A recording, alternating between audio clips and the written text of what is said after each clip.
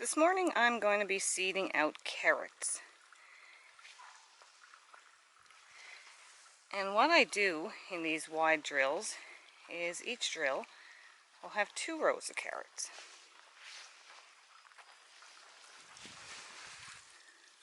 One of the best garden tools ever invented is a stick. And I just use my stick to dig little trenches about the width of what you think a carrot's going to grow when it gets large. So that's why we can fit 2 rows of carrots per drill. It'd almost be a waste of space not to. So what I have here, I'm actually growing 3 different types of carrots. One is my own carrot seed that I grew in my garden. And this one I'm going to try out, which is the rainbow blend. On the back of the carrot package gives you lots of information on how to grow your carrots. It's one of the earlier seeds I set out. Usually set my carrot seeds around the same time as peas. And a really good chart you can find for your area for timings, whether it be for frost or for moon dates, that sort of thing, is on the Farmer's Almanac website. I'll link that in the description box below.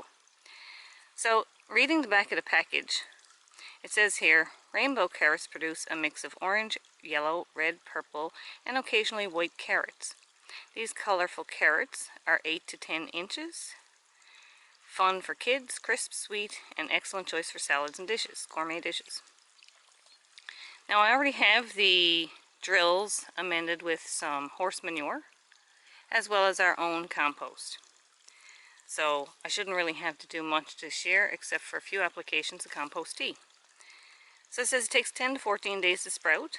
The seed depth is 1/4 inch. Seed spacing is 1/2 inch, which is almost impossible with carrot seeds, so we'll thin them out later in the season. Plant spacing is 2 inches, that's what we'll thin them out to.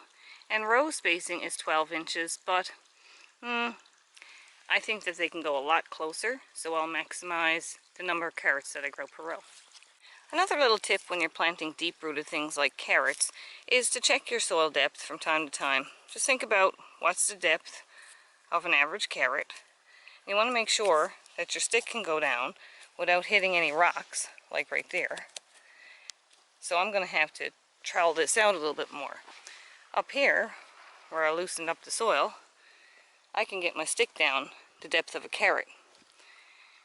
If your soil is not incredibly deep, you can get half-long varieties.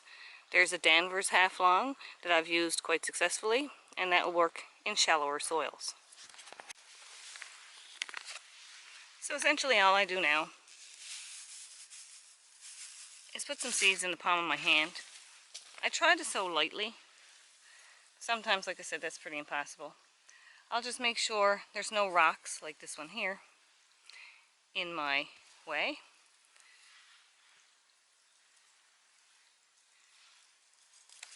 And then I'll go ahead and try to drop a seed about every inch or so.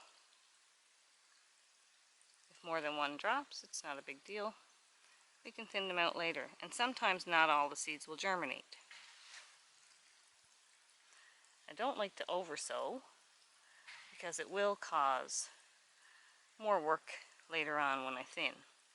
And I usually try to let my thinnings get as large as possible so that I can actually use those. Sometimes I'll even transplant them, but most of the time I try to wait till they're salad size.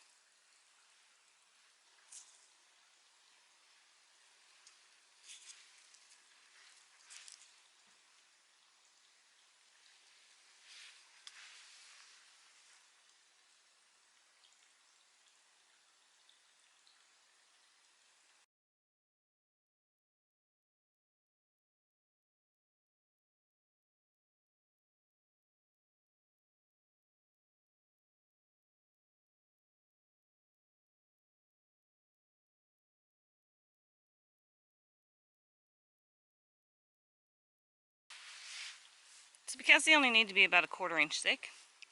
You don't need to do a lot to cover them up. I just usually take up from the sides like this.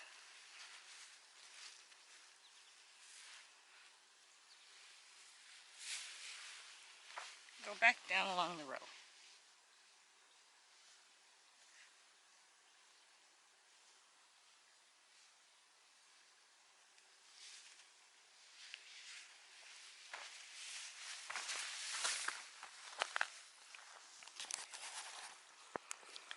So now I'll continue on and finish the other 3 rows of carrots that I'm doing, and then we'll water them in. Then in a few weeks' time, I'll set out some other things in the garden.